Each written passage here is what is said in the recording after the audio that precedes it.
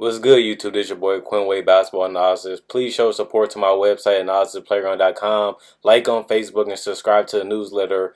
Links will be in the description in the comment section. What's good, YouTube? It's your boy Quinway Basketball Analysis coming to you with a quick video up on Boris Diaw. Boris Diaw got traded for a first round or a second round pick, basically the draft right to a player that played overseas last season.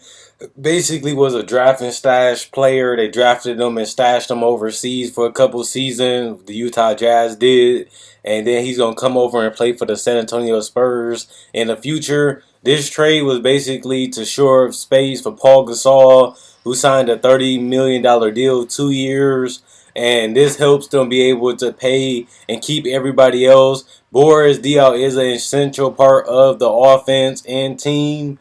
It is going to hurt losing him because he is a playmaker. He is a post player. He is a scorer. He is a person. He is a stretch four that can actually create off the dribble. So they losing a whole lot of value. But a lot of the things he do well, like post up, pass, and score, Paul Gasol already do. But he do it at an elite level. Only thing that Paul Gasol doesn't do as well is create off the dribble and shoot threes. But Paul Gasol is a good pick and roll passer and pick and roll finisher. So with that being said, they're not losing really that much. Losing Boris Diaw, they actually upgrading losing Boris Diaw and getting Paul Gasol, because remember Paul Gasol was an All-Star last year, so they getting an All-Star caliber player with three. Well, they basically got 3 All-Stars. Paul, LaMarcus, and Kawhi are all All-Stars, and Danny Green is a borderline All-Star because his 3-point shooting and his ability to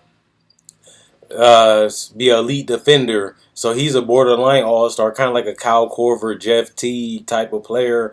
He's good. If he has one good season, he could. But since he's in the West, he probably never going to be an all-star anyway because the West is loaded with guards. But this is a great pickup for the Utah Jazz. They picked up Joe Johnson. They picked up George Hill. They picked up Boris Diaw. They getting veterans that allow them to play hard, be professionals. They got players that's coming in that can make a huge impact. Remember, this team was a borderline NBA playoff team in the Western Conference. I think Joe Johnson, George Hill, and Boris Diaw makes them a Western Conference playoff team just because Boris Diaw brings that playmaking ability, stretch four ability, and scoring ability, and the ability to post up just in case Derek Favors go to the bench. They got another power forward to replace him off the bench.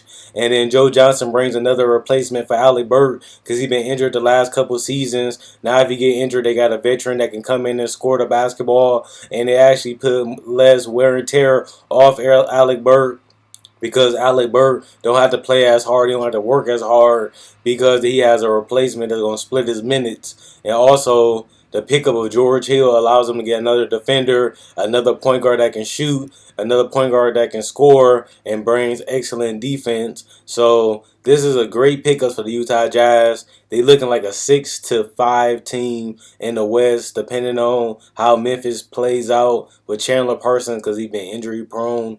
But this team is moving up the ladder quickly with Rudy Gobert, Gordon Hayward, and Derek Favors as they core, adding Joe Johnson, Alec Burke coming back, and then you add George Hill and Boris Diaw. This core, this nucleus is getting nothing but better, and you got to give the GM a lot of credit for putting this team together and drafting the right talent.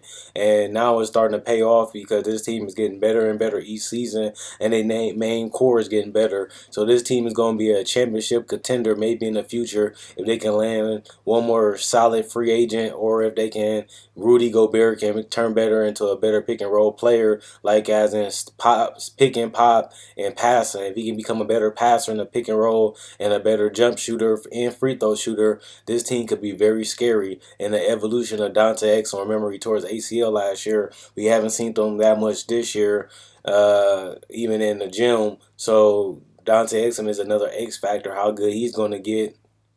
So we don't really know how high of a ceiling this team going to get. We already know that they're a playoff caliber team already. We just don't know how good they're going to be. Comment, like, subscribe, and share. Check out my Facebook page in the comment section in the description down low. You can see